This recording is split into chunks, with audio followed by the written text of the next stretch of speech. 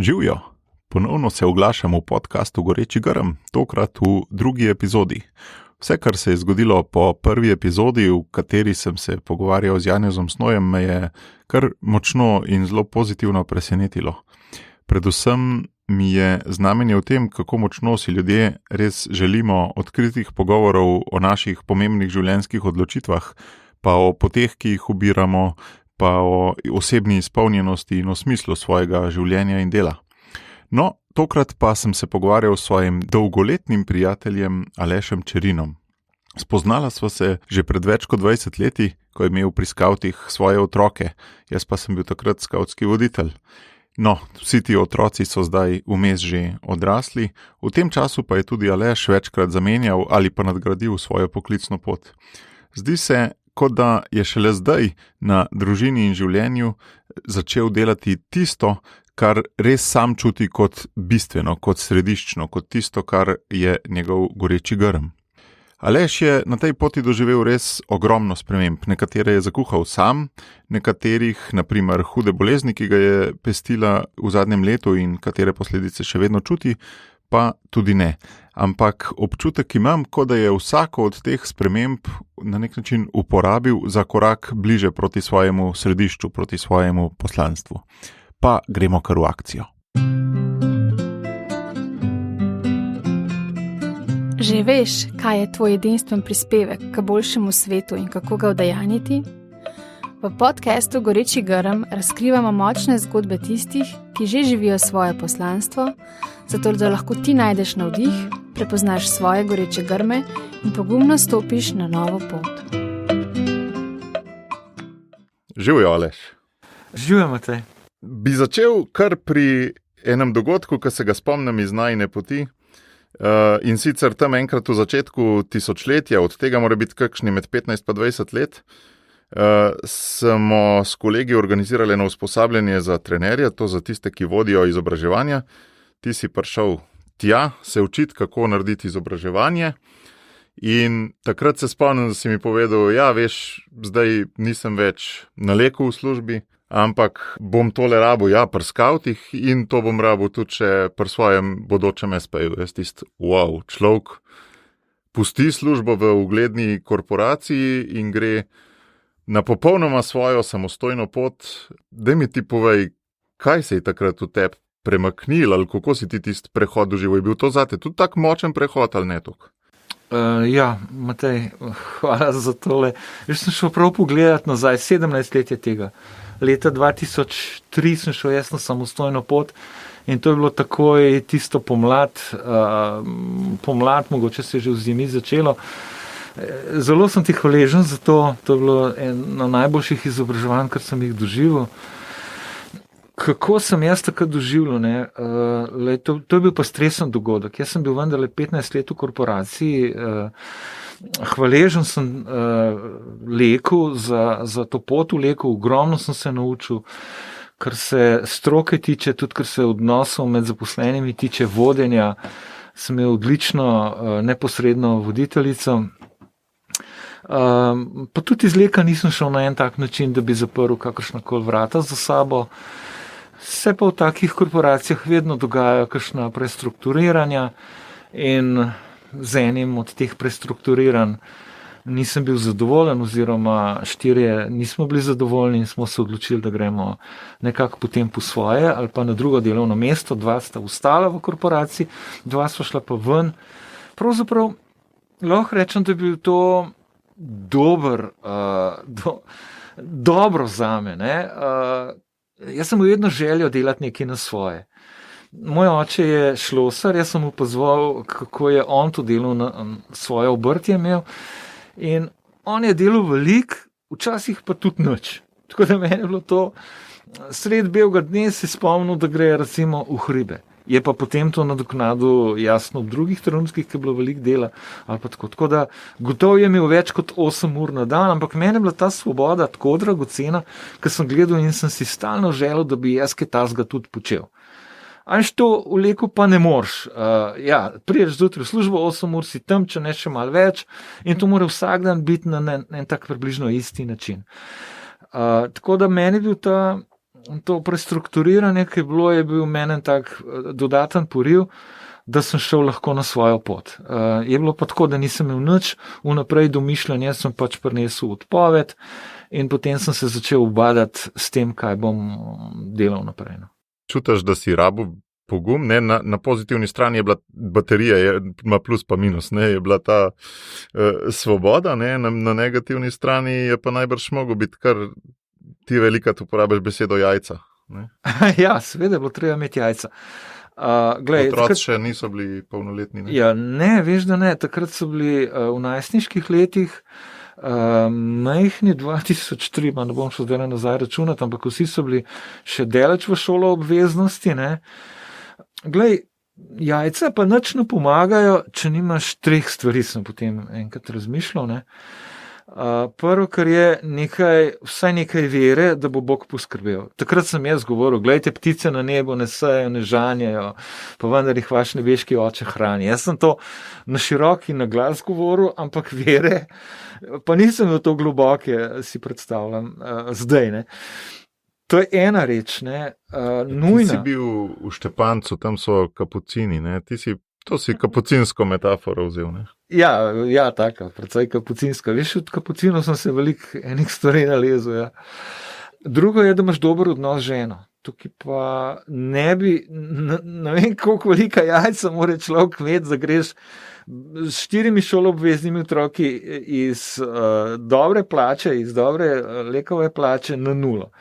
In če tukaj ne bi bilo podpore Marinke, ki mi jo je jasno in glasno izrazila, ko sva tuhtala, midva so veliko mesecev hodila okoli po Golovcu, se sprehajala in razmišljala, kaj pa zdaj, ne.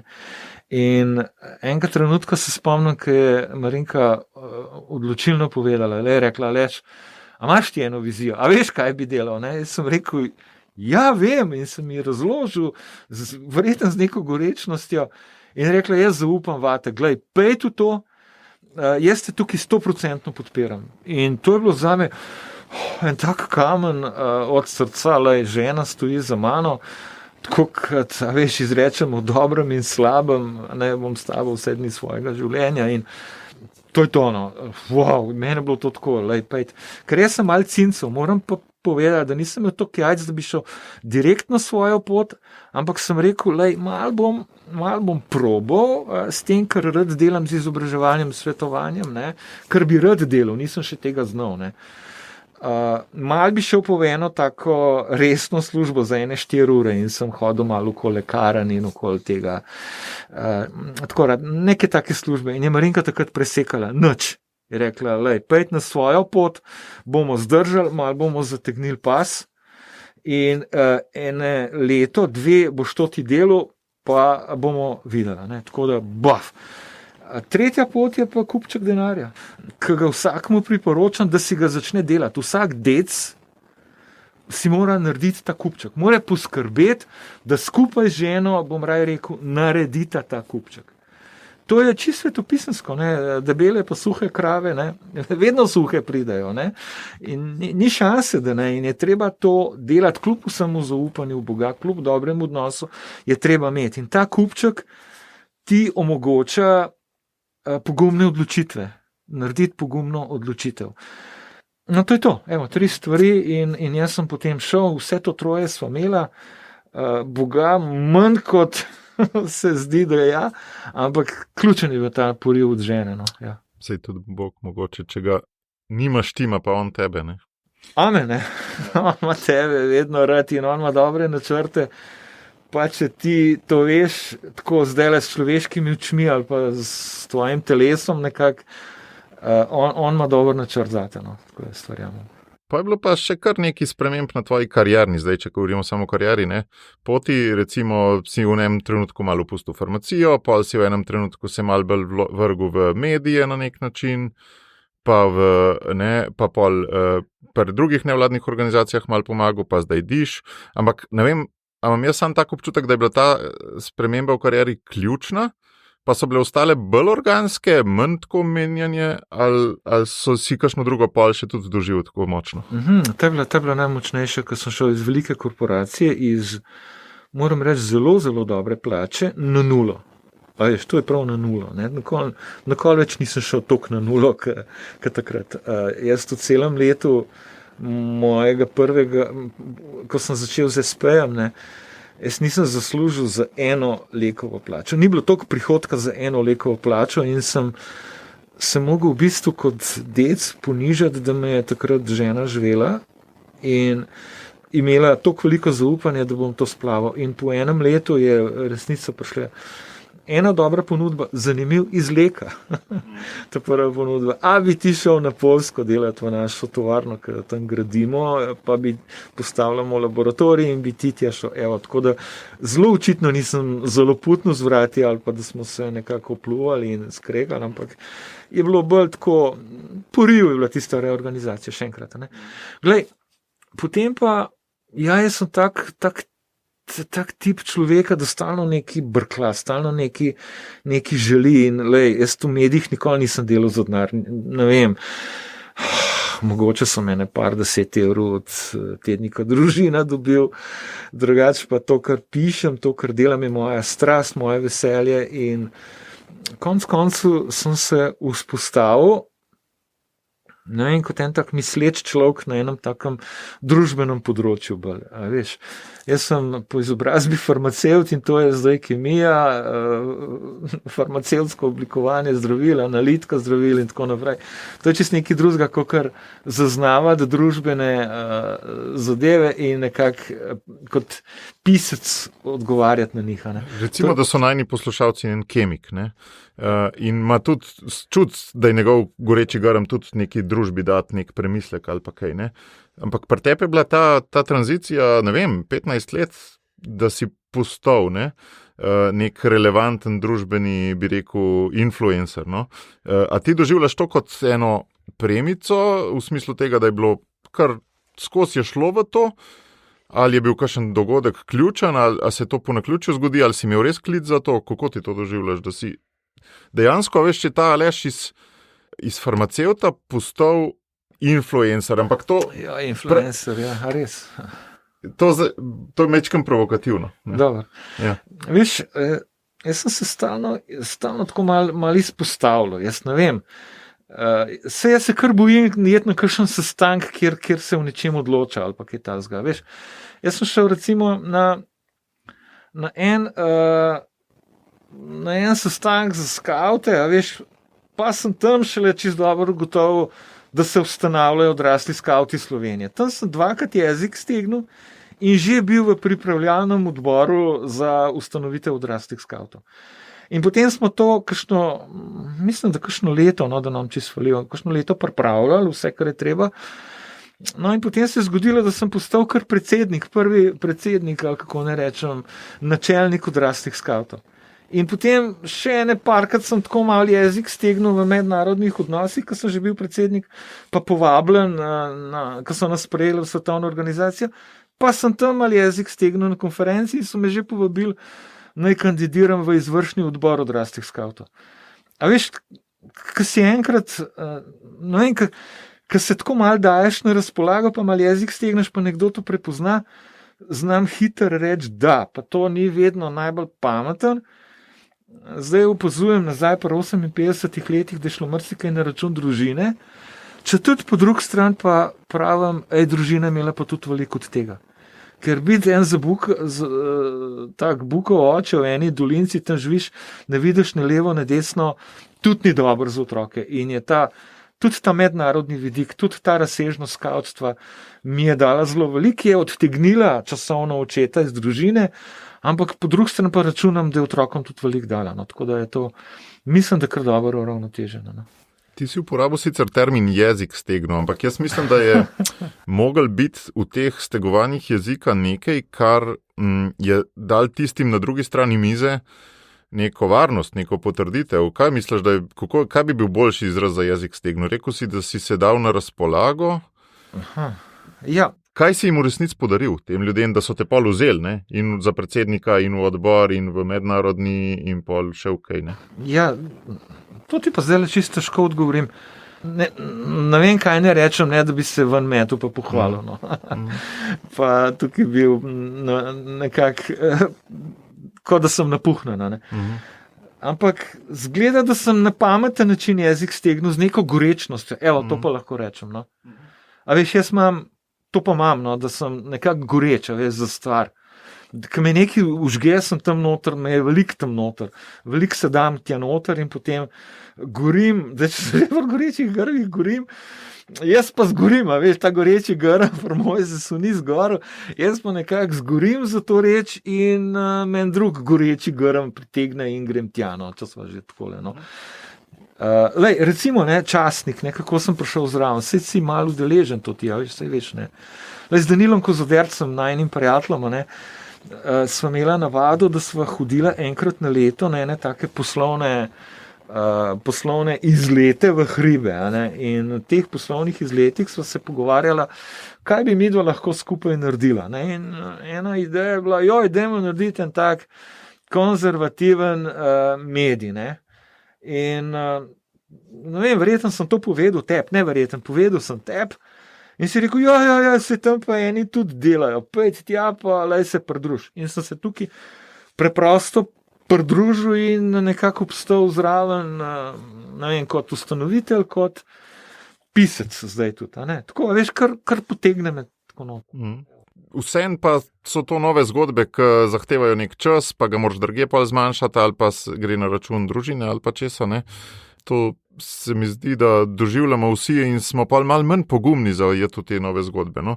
Kaj pri tebi ta nagnjenost k spremembam? A to doživljaš kot nekaj, kar imaš dano, ali nekaj, kar gojiš? Kako je pri tebi s temi? Ker se mi zdi tudi na diš. Kdaj si prišel na diš? Par let nazaj, ne? Ja, isto sem jezik stegnil. Ja, veš, prav sprovociral sem moja. Ampak pa greš v to zgodbo? Ja. Mislim, kako... Zdaj me zanima, kako ti pa greš v to zgodbo, spakiraš pa greš, kaj za sabo pustiš, kako si upaš na nek način toliko spremeniti parametrov svojega življenja? Jaz imam strahovito podporo žene. Njega deca na tem svetu si predstavljam, ko bi imel večjo podporo žena, ki jo imam jaz.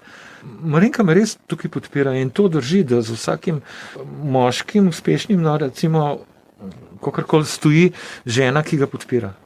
In tukaj je Marinki vse priznanje. In vse veš, v Svetem pismu piše, ne, da je njena zasluga, da si ti znan pri mestnih vratih. To pomeni, mestna vrata niso sam vrata, ampak tam je bila mestna hiša, tam so bile odločevalci so bili tam. Veš, in zasluga Marinke je, da sem jaz znan pri mestnih vratih. Tako da vsa čast. Zdaj, prej si me vprašal, če jaz gojim te spremembe. Ne, pri meni to je pri meni čist spontano, z ne preveč veliko razmisleka. Jaz sem tako, no, človek, ki skoči v bazen, pa preveri, da neki vode je tam, no, da se nam čist polomil, tako kot bivši predsednik vlade Šarc, ki skače magar v prazen bazen. Jaz ne skačem v prazen bazen, pogledam, da voda notja, da si hrbta ne polomim. Me pa včasih potem to zapeče, ker je voda proroča, ali pa me ohladi, ker je voda premrzla, ampak si pravim, sej dec mora to malo vzdržati. Tako da glih na glavo naskačem v prazen bazen, pač pa se ne sekiram veliko, če voda ni optimalne temperature. No. Pa so pa še take spremembe, ki pa nismo sami jih zakuhali, jih rečeno, ne? Ampak so jih drugi, zdaj pred malo več kot letom dni, se je tebi zakuhala ta levkemija akutna. Tukaj pa nisi sploh skočil, ampak so te drugi vrgali v bazen, ne? Ja, tukaj je Bog dopustil levkemijo, bi rekel, precej nevarno bolezen, ki te pobere, če jo ne zdraviš v parih tednih. In jaz sem že dokaj pozno prišel v zdravljenje, tako da morda, če bi še en teden doma odlašal, ali pa 14 dni bi se mi lahko kaj zgodilo, ki bi bilo nepovratno. Ne. Ja, to se pa kar zgodi. In ko sem enega zdravnika vprašal, kaj bi bili vzroki, zato je preprosto rekel, bad luck. Bad luck, nič nisi ti kriv. Možnosti za levkemijo so samo tako, vzroki za levkemijo so te, da imaš neko strašno sevanje, ne tisto, da tam živiš v Krškem blizu jedrske elektrarne, ampak da si doživel Černobil, da si že imel prej kakšnega raka, pa so te zdrave citostatiki, Ali pa benzen, recimo v laboratoriju, sam jaz nisem doživel benzena, ker smo ga, preden sem prišel jaz v lek, so ga vrgali iz laboratorija. Ne? In jaz nič od tega, ali pa mečka nekaj malega kajenja in jaz nisem ne enega, ne drugega, ne tretjega, ne četrtega imel. Nasprotno, ljudje mi pravijo, kako si duvo raka, ker tako zdravo živiš, jaz sem skozi malo laufam. Nekako domačo hrano jemo, nič tako tazga, no, razen to, da v Ljubljani živim, recimo. Ne? Ampak nič tazga, bad luck in to se zgodi. Kaj nazaj gledam, zdaj sem 8 mesecev od tega, ker sem iz bolnice prišel, ne. Se mi zdi pa ta bolezen ena velika milost. Jaz ne vem, če bi se mi toliko veliko dobrega zgodilo, če ne bi bilo toliko velike bolezni. No. Tako bi rekel, toliko zares vzeti to, da smrt pride, da smrt lahko pride v tem trenutku, ne, prav, veš, Matej, zdaj mi dva greva in lahko ne prideva do doma, ne. Ampak tega, to vsak racionalno ve, ampak pri levkemiji pa to občutiš, kot pravi, s telesom, ne, a veš, kot, kdo je že to rekel, moja levkemična glava.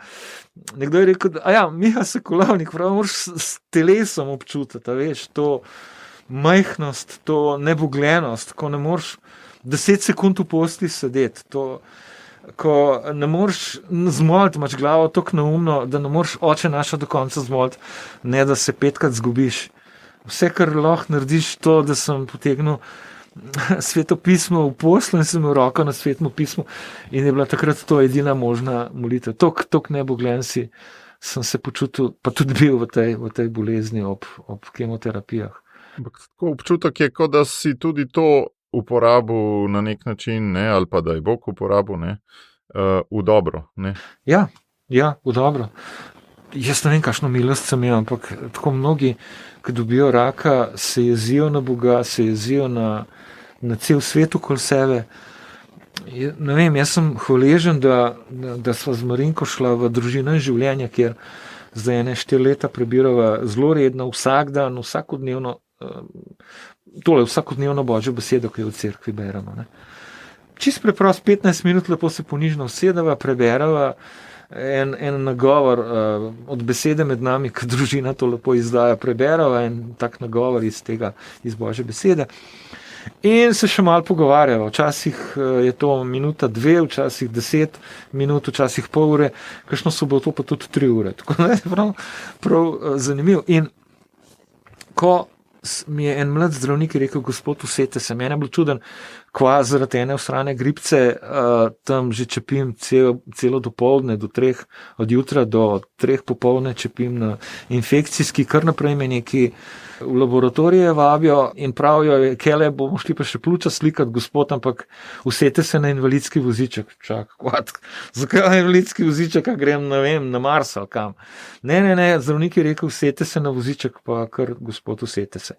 In mi je bilo pa to že malo tako čuden, ko ne se jaz zdaj usedam, ker sem prišel kakor zdrav, infekcijsko, ne. In po še ene parih urah mi en mlad zdravnik pravi, gospod, vi imate akutno levkemijo. In prvo, kar mi je prišlo na pamet, je bilo, gospod je moj pastir, nič mi ne manjka. Jaz ne vem, od kje raven to, ampak je pa to moj najljubši psalm, ki sva ga z Marinko večkrat brala, ali pa tako, zelo blizu so mi te besede. In se nisem nič jezil, nič nisem se kregel na Boga, od prvega trenutka pa nikoli ne med boleznijo. Ampak sem v tem smislu sprejel, gospod je pastir in mi daje travnike. Veš, kaj je travnik v Izraelu? To je bogatstvo, to je nekaj dobrega za te ovce. Ne? In gospod mi želi tudi nekaj dobrega povedati z levkemijo. Nisem tako še reflektiral tiste prve minute, ampak prvi odziv je bil ta. Čist organski, ne? Ja, ne vem, jaz sem hvaležen Bogu za to milost, da ga nisem nadiral, pa se neki jeziv na njega, ker ni tako prav. Ampak tukaj se mi zdi tako, če greva v to zgodbo Mojzesa, ki je temelj za ta podcast, v puščavi se ti zgodi množica enih takih dogodkov, nepredvidljivih, težkih, obljubljene dežele še kar ni, ne? In jaz se pol vedno vprašam, odkje človeku moč za to pot skozi puščavo. Moč prihaja iz gorečega grma ponavadi, ne, pri Mojzesu, ne, se pravi, mora biti nekje ena energetska bombica na začetku poti, da to človek zdrži. Ne? Zdaj ti kot svoje goreče grme omenjaš velikrat skok s padalom, ki te je klical bolj skrbi za svojo ženo pa družino, otroke. Omenjaš tudi ženo zelo velikrat kot svoj goreč grm. Tudi to bolezen, po moje, je nek goreč grm zate, a ne? Zdaj, a je še kakšen? Ja, veš kaj? Ko mi je všeč ta koncept prvo, ne te pohvalim za te goreče grme. Hvala, ker si mi poslal tudi vprašanja vnaprej, sem ti hvaležen, da sem lahko razmislek naredil v tem smislu, ne, ker drugače gre to kar malo mimo, ne. Zelo hvaležen sem za da ti si naštel goreče grme bolj v kasnejšem obdobju mojega življenja. Jaz se pa enega spomnim v zelo zgodnem obdobju življenja, kaj pa vem v puberteti, ko sem bil star 16 let, me je brat Stane Bešter, kapucin iz Fare, povabil v band, se je takrat rekel, v ansambl, ki je igral pri najbolj atraktivni maši ob 9:15. In jaz sem takrat začel nažigati električno kitaro, oče je bil nekako navdušen nad kitaro in jo je kupil in ojačevalč tudi in sem doma nažigal električno kitaro, Stane to nekako slišal in me je povabil v nekaj, kar se je meni zdel tako zamulcen, meni to zvezdniško, kako je, jaz mislim. No in sem šel to zraven, z veseljem in se veliko tudi kitare konec koncev naučil preko Staneta in pa, ne vem, neka samozavest, da si nekaj tako vreden, da eno samozavest sem dobil. In Stanetu neverjetno hvaležen za to, pa v bistvu še za nekaj. Ko je prišel Stane v vojsko, ne, takrat kot bogoslovci še bil, je šel v vojsko, ne, in je izbral voditelja. Mene je izbral. S tem, da nimam jaz nekaj posluha, da ne boš mislil, jaz sem fušil, kaj ne vem kva, ne. Jaz se mogoče tudi v tem ansamblu naučil nekaj malega pec, ker to se malo privadiš tudi. Ni nujno, da imaš posluh že danost. Fajn je, če ga imaš, sam jaz nimam te danosti, ne. Večkrat sem se navadil in je Stane dal meni zavodati band. Kljub temu, da sem jaz težko slišal, kje moji kolegi fušajo, ne. Je bila tu še ena taka, a mene je dal zavodati, ne. Prav tako ponosen, pa hvaležen za to, da je Stane prepoznal v meni voditelja, ker sem jaz to malo tako zatiral. In zdaj, ko nazaj gledam, saj sem bil tudi na ulici voditelj, da ne boš mislil, ko smo imeli hokejsko ekipo, sem jaz postal hiter kapetan ali pa tisti spodbujevalec pa neki, da se je šlo, no, ali pa neki, ne. Tako nazaj zdaj gledam, ampak tako, sem pa to zatiral vse, pa veš, sam sebe sem prepričeval, da nisem jaz neki voditelj, ne. To je neka oblika, bi lahko rekel, bolj strokovno, neka oblika mladinske pastorale, a ne, da mlado osebo potegneš noter s tistimi talenti, ki jih ima. Ja. Pri meni je bilo to računalništvo in sem začel izdajati časopis za našo veročno skupino, ne. In to je bilo začetek vsega pri meni, ne. Ni bilo sicer povabilo, ampak lastna ideja, ampak so jo drugi zelo lepo sprejela, ne. In tudi bil pozitiven odziv, ne. A ni to dobro, ker imamo ampak take eno ljudi. vprašanje, imamo danes še to mladinsko pastoralo, ne. A se v župnijah še taki klici na podlagi edinstvenih talentov posameznika dogajajo, ne? Ja, pa ne vem, čisto dobro, sam mislim, da manj masovno, kot so se včasih, no. Ne vem. Kar manj porajtamo, manj se s tem ukvarjamo, kar bolj, ne vem, no, jaz sem nad Stanetom navdušen in ne moram pa reči, da sem doživel to od mnogih, ne, duhovnikov, no, lej, to je res. A veš, saj je to tudi ena taka fajna danost, da jo imaš tudi kot oče, a veš, da to v otrokih opažaš in spodbujaš in omogočaš razvoj talenta, ne. To pri nas oče zelo dobro naredil. On je tukaj, oče je recimo moj zgled v tem smislu, ne. On je imel eno kitaro, ki je bila razlupana na 100 možnih načinov in jaz enkrat vzamem z eno omare dol zaprašeno in nekaj butam po tej kitari, nič znal. Pa je rekel, je šel takoj v trgovino in kupil eno vadnico za samouke za kitaro. Ne kitare, ampak knjigo, ne? Ne, knjigco mi je kupil, veš. Je rekel, daj malo se nauči na tej kitari, ki je čisto razlupana, pa čisto za nič. Veš, pa ti bom jaz kitaro kupil. In so šla potem zelo zgodaj. Malo sem se kuža pazi naučil, ker je prva pesemca v tej knjigi in je šel kitaro kupiti. Lepo so šla v centru Merkur, se spomnim, kitaro kupiti. In potem jaz nažigam zdaj to. sem naredil samo ojačevalček iz enega kasetofona, pa en magnet se je nekje, kako sem to naredil, v glavnem. A ti bi električno kitaro, je šel v Trst v jugoslovanskih cajtih, prpelo električno kitaro z Trsta. A band bi imel, najprej sem šel v ta cerkveni band, ne, potem pa smo svojega naredili. Ojačevalc rabiš. On je v tistih jugocajtih uvozil iz Anglije Fender ojačevalc, tisti, ki vejo, kaj to pomeni. To je super duper deluxe firma, a veš, to ni kar neki. A veš, v jugoslovanskih cajtih je rabo dovoljenje od oblasti, da je to lahko uvozil. Ne moram verjeti, pa to je Šlosar naredil, a veš, to je za mene neverjeten in to je videti in podpirati in omogočati, a veš. In to je naša naloga kot očetov, to je naša naloga kot voditeljev v podjetju, to je naša naloga kot v mladinski pastorali, če si prej to omenil, in povsod je to naša naloga. Še posebej se mi pa zdi, ne vem, sam imam tako izkušnjo in mnogo drugih tudi, ker sem z njimi govoril, da so te ljudje izven družine zelo pomembni, ne? Da v tem obdobju najstništva, ne, te tudi nekdo izven familije prepozna, ker starši te že po defaultu na nek način. Ja, viš, moj oče je to prepoznal pri tem 12-13, ker ti oče še nekaj malega pomeni. A veš, in je bilo potem pa res pomemben, da je nekdo drug, duhovnik recimo v tem primeru, prepoznal. A veš, imam pa še en dober primer iz službe, sem se zdaj le spomnil. Jaz sem bil izpostavljen ekstremno dobremu načinu vodenja svoje kolegice, moje voditeljice, jaz sem bil njen podrejen, ona me je vodila, ne. In meni se je zgodilo odkrit priznam v korporaciji, da nisem bil zmožen vodenja oddelka, ki mi ga je zaupala takrat, ko je šla na porodniško. Nisem bil zmožen, nisem bil odstavljen. Jaz sem mogoče en redkih, ki je bil vlekel odstavljen kot vodja oddelka. Mogoče edini, ne vem.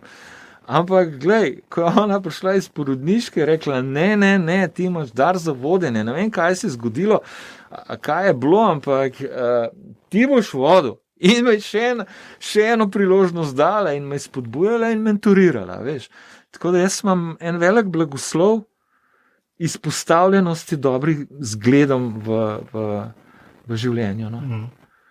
Pa ne delam tega namerno, če tudi, ko pa govorim, pa ljudem priporočam, da se izpostavljajte dobrim zgledom, a veš.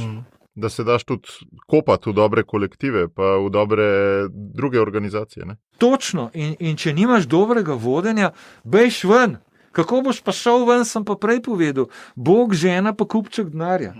In poišči dobrega voditelja in se mu nastavi kot podrejeni in da boš lahko rastel, evo. Ampak zanimivo mi je pa to, sem danes mogoče na novo pri tebi odkril, da ni bilo samo od farmacevta do nekega človeka, ki govori, ne, ampak je bila tvoja civilno-družbena pot, ne, tudi zelo močna v bistvu prek tega benda, ne, pa potem pri skavtih, ne, ker sem kar mal pri refleksiji pozabil, se pravi, si bil tudi v veliko operativnih funkcijah na nek način, ne. Nisi sam tist, ki govori, ne. Po čemer te večina ljudi pozna, ne? Ja, lej. Tako si rastel, ne? Ja, tako sem rastel. Skozi neke operativne funkcije tudi, ne? Ja, seveda, se pravim, takoj sem postal, ne vem, voditelj po skavtih, ne, na vse milen. Od začetka, od vodenja bratovščine, ne, pomeni skupine odraslih skavtov do v svetovnem komiteju. Še tam sem se štulil, da bi bil predsednik v svetovnem komiteju, pa mi ni ratal, ker so se malo frankofonsko govoreči uprli, pa so imeli večino in tako naprej. Jaz sem pa angliško govoreč bil tam. No. Se mi zdi, da si imel na svoji poti kar veliko teh vzponov in padcev in ko sva vodila skupaj razne seminarje o vodenju, si zelo velikrat dal metaforo egiptovskega Jožefa, ne, ki je bil tudi od zapora do faraonovega svetovalca pa vse vmes. Ne. Kako tebe ta egiptovski Jožef za naše življenje navdihuje, ko razmišljamo o svojih karierah, pa uspehu, pa vodenju samega sebe?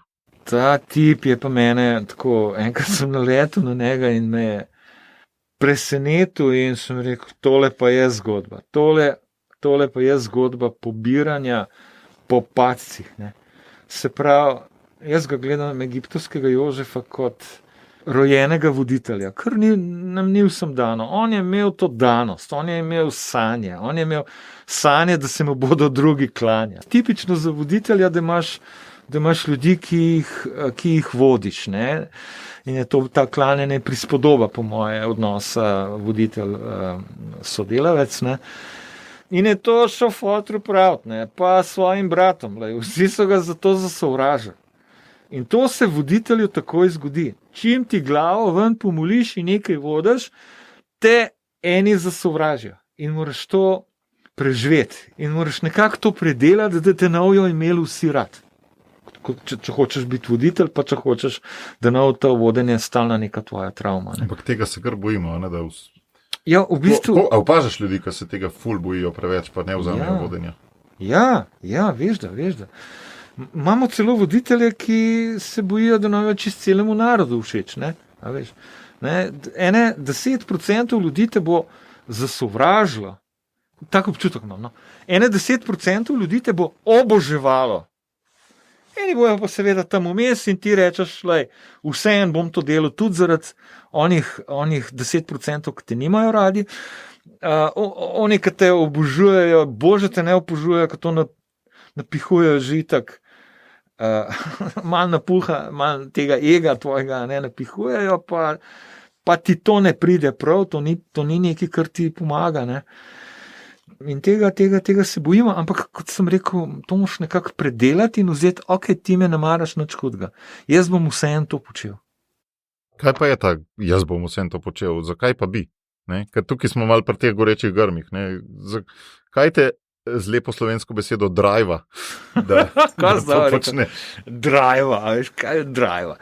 Jaz sem v poslanstvo zapisal, mene je navdušilo poslanstvo pri skavtih, to, kar imamo skavti, zapustiti svet za spoznanje boljši, kot smo ga prejeli. Ne? Svet, kaj je moj svet, sem se pa spraševal, kaj je moj bližnji svet, malo bolj oddaljen in še bolj oddaljen sveta. Ne? Ja, da ne živiš samo za svojo rit, za svoje ugodje, za svoj pleasure, ampak da želiš nekaj dati temu svetu, kar je tvojega. No, to tako zdaj malo mogoče klišejsko, ampak jaz sem se tega enkrat začel zavedati.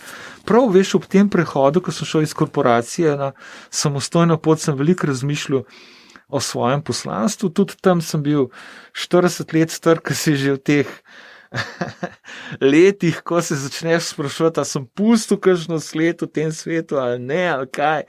A to je vse, cel kup unih dokumentov, ki sem jih podpisal, ampak čez par let tega podpisa na teh dokumentih mojega ne bo več. A je to vsa sled, ki sem jo pustil, tako da sem malo me je to drajvala, vidiš. V bistvu resno, mogoče klišejsko, ampak je tako bilo. Kakšna sled te pa navdihovala? Kakšna oblika izboljšanja sveta, kaj otroci, ali da se bojo ljudje, da bojo več v naravo hodili, ali da bojo bolj izobraženi? Ja, jaz sem takrat zaslutil, da z Marinko nimava optimalnega odnosa, mi da se nikoli nisva ločevala, ali pa da bi bila neka velika drama, ni bilo tega, ne. Ampak, danes, ko se ukvarjam s temi odnosi z zakonci, a veš, mi moramo pokazati, da je zakonski odnos nekaj neverjetno lepega. Bog si je zamislil ta odnos kot prispodobo odnosov v Sveti Trojici, a veš, mislim, to se pravi, mi moramo optimizirati te odnose neverjetno, ne. Tako da otrok, ki te gleda, da si reče, fotor, pa imate, mi smo 30 let sta poročena, pa koliko se imata še rada, Jaz sem tudi poročil, ko mi čakam, da sem poročil.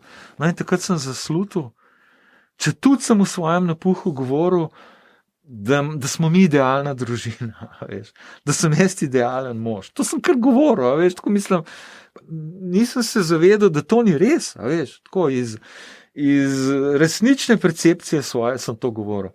Tako ob težavah, ko sem jih imel z najstniki, sem se pa začel zavedati, da najbrž nismo tako optimalni pa idealni, kakor govorim, ne. In da tudi najin odnos ni tako idealen pa optimalen, kakor govorim, ne. In sem napisal poslanstvo. Tako zelo resno sem se tega lotil in nekje v poslanstvu imam zapisano, Marinka je, to pomeni moja žena, je najpomembnejša oseba v mojem življenju. what, ne, kako pa, tako. Si še sam sebe presenetil, ne? Ja, samega sebe, tukaj to je čista laž za tisti trenutek, ne. A veš, čista laž je bilo to za tisti trenutek. Poslanstvo vedno malo naprej gledam. Veš, da ne, in sem tudi preko in potem rečem Marinka, posluš, klede sem si zapisal, Marinka je najpomembnejša oseba v mojem življenju. Pa še naprej sem to malo razdaljeval, ona pa, ja, tako neverno. Lej, sem rekel, jaz sem to zdaj domislil, zdaj sem in zapisal, zdaj sem ti povedal, zdaj bom pa začel to uresničevati. No, bomo videli, a veš, tako. Zdaj prav, ja, a veš, da je bilo to res ključno, tako za nazaj zdaj, po 15 letih, ne. Ja. Se vidi, ne, učinek tega. Ja, se vidi učinek, ne. In jaz res priporočam, delati svojo osebno. Kakšen odziv, da to ni neka uporabna stvar. Moj namen tega podcasta je pa ravno to, da bi ljudje si to zdefinirali in šli na tisto pot. Lahko rečem, kaj jim jo je Bog pripravil. No? Matej, to, kar delaš, vsaka čast, ekstremno pomemben in tega ljudje v resnici ne delajo. Mi Slovenci smo tukaj malo napuhnjeni, živimo iz dneva v dan, vse nas premetava, nimamo nekega sita, skozi katerega bi sejali, kaj je ja, pa kaj ne. Razumeš, katero aktivnost sprejeti, razločevanje sploh, ne? Evo, tega razločevanja. In ko imaš ti poslanstvo, se meni zdi, da je to kot nekakšno sito, ki dobro odloči od slabega. A veš? A je to vprašanje, ne, ko si ga postaviš, a je to, a dajem s tem dejanjem Marinko na prvo mesto, ali kaj dajem, kva dajem na prvo mesto, ne. Če ne drugega, jo daš bolj pogosto na prvo mesto, ne vedno, ker tudi ne moreš tega, ampak, a veš, in to se že pozna, ne, tudi to, vse poslanstvo, se veš, ne pride nikoli do konca v prakso, ne, ampak je to neka, še enkrat neko sito, skozi katerega dnevne, tedenske, mesečne in tudi take večletne dejavnosti preseješ. Če ne drugega, greš pa ženo vprašati, lej, vabijo me, da bi kandidiral v mednarodni komitij. Kaj ti meniš o tem? Kaj ti meniš o tem? In pravi, je rekla Marinka, jaz te tukaj podpiram. Ali pa ne, tukaj me je in sem potem kandidiral. A veš, saj tok, da jo poprašaš, da jo vključiš v odločitve. Ker deci napuhnjeni, ali pa tako sem bil jaz, ne vključujemo žena v odločitve, ne. Ali smo pa taki, ne, upognjeni, kot smo enkrat govorili, da žena vsem odloča, ti se pa skriješ v mišjo luknjo in daš vso odgovornost za vse. Ampak zdaj, ko razmišljam, ne, bi lahko dal naslov, preden pred pogovorom, ne, bi dal naslov od farmacevta do influencerja, ne, v 3 korakih ali pa malo za hec, ne. Ampak razmišljam, da v bistvu ni to družbena kritika, ampak da, če te prav razumem, je tvoje jedro, tvojega poslanstva je v bistvu zakon in družina in da si šele na dižu zdaj v bistvu prišel v, bi lahko rekel, ta pravo službo, tist, kjer je res tudi to poslanstvo firme, a ne? Ja, da si prej skozi malo kolobaril okoli tega in šele zdaj zares zadev, ne?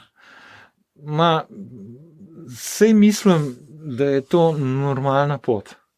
A veš, ti ne moreš skočiti ne moreš 10 štenk naenkrat preskočiti, le, ko sem vam prihajal. Sem šel po 2, ampak več pa ne moreš, ne? In mora biti ena taka organska pot od kemika, v bistvu s kemijo v farmaciji ukvarjal, čeprav sem farmacevt, ne? Ne moreš ti skočiti v neke ukvarjanje z odnosi, ne? Veš, jaz sem potem, ko sem stopil na samostojno pot, sem najprej mislil, da se bom ukvarjal s kemijo, z organizacijo laboratorija, z optimizacijo dela v laboratoriju. Kar sem pa videl, da sem se ta prvi dan, ko sem stopil na to pot, ukvarjal z odnosi med ljudmi. In je bilo čez nekaj časa moje bolj kot ukvarjanje s procesi, ukvarjanje z ljudmi, ki se ne ukvarjajo s temi procesi. Dobro, tako da je prehajalo tudi to moje, veš, od te, rekel, organizacijske plati, ne, svetovanja k vzgajanju voditeljev, ne, na nižji ravni, da se dobro razumemo. Ne. In potem se tega malo privadiš, pa tu začneš to vrstno literaturo malo prebirati In tudi opazuješ, vse odnosi, to so medčloveški odnosi, ali so poslovni, ne, v poslovnem svetu, pa vse podoben velja v zakonu, med zakoncema, med otroki pa starši, to so medčloveški odnosi.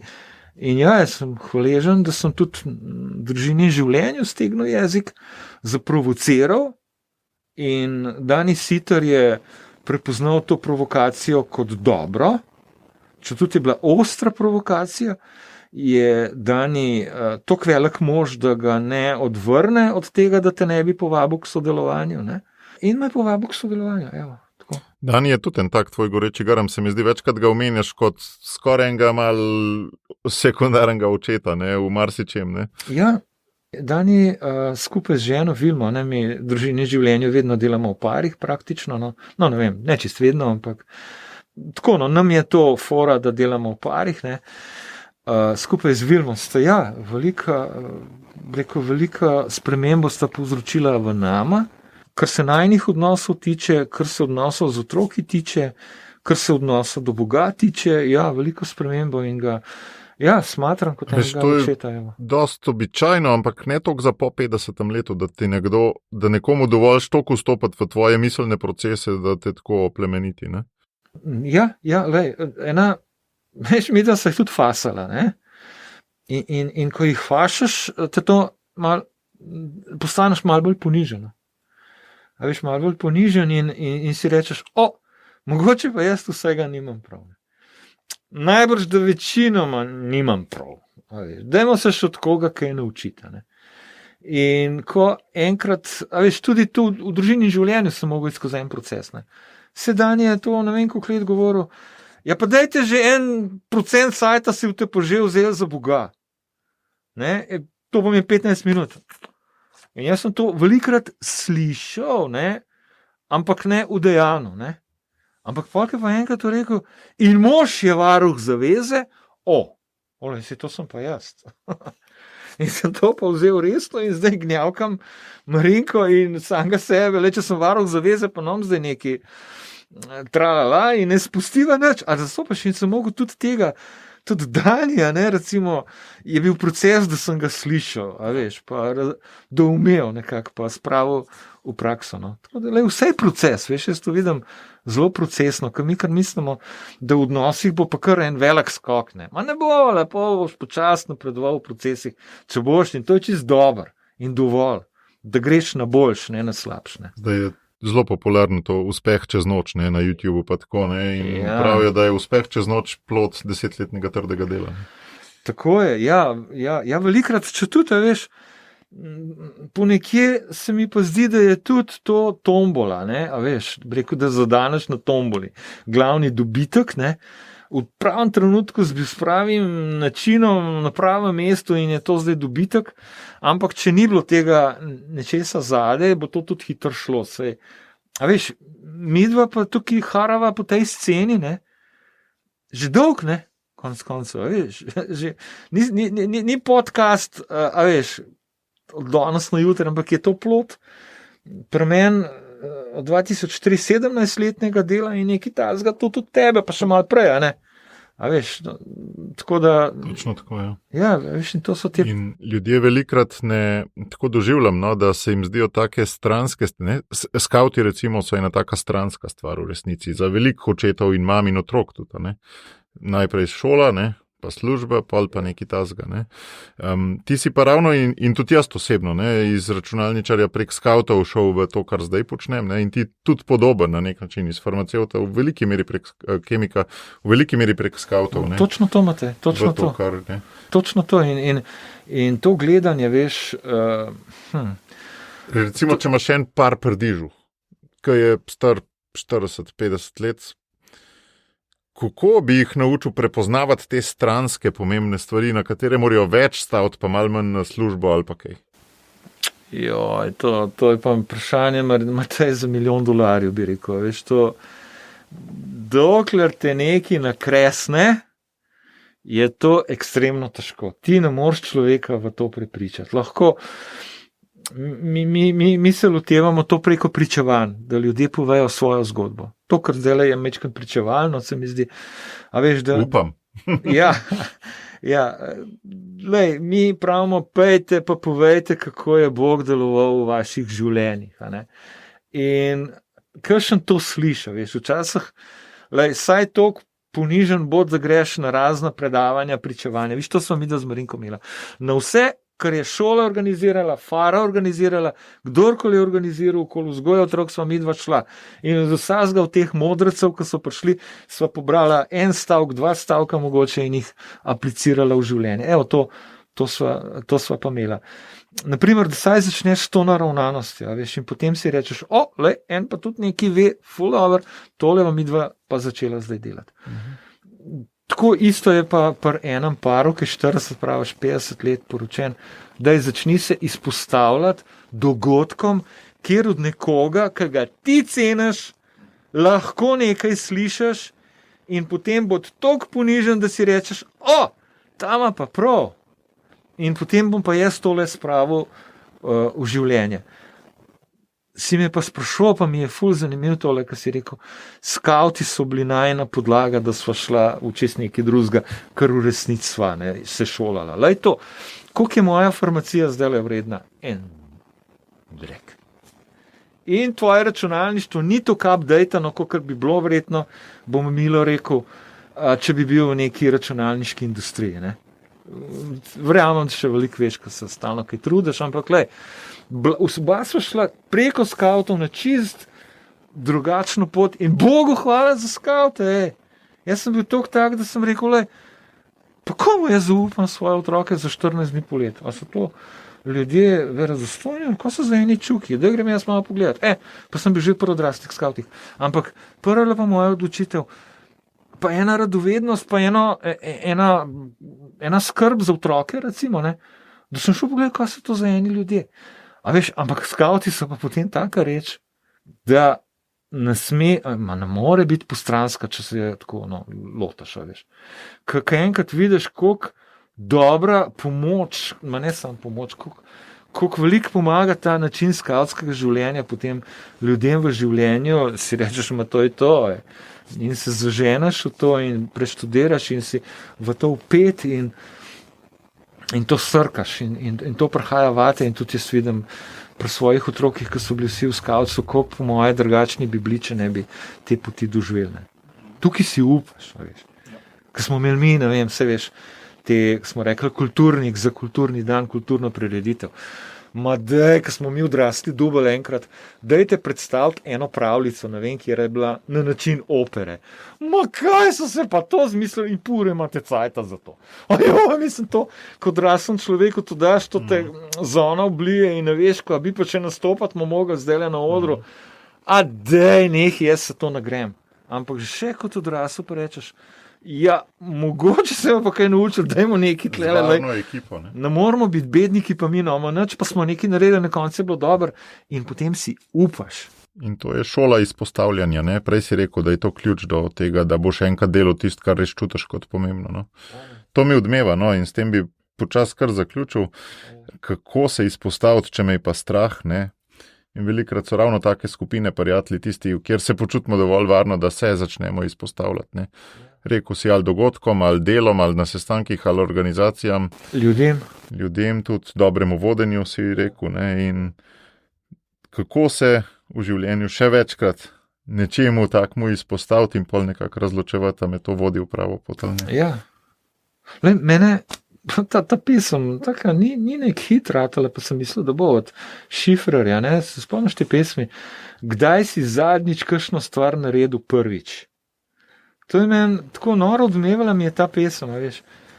In sem jo tako, nekako sem si jo zapekel ta refren, se ni, celo besedilo ni ne vem kaj, Šifra že boljša.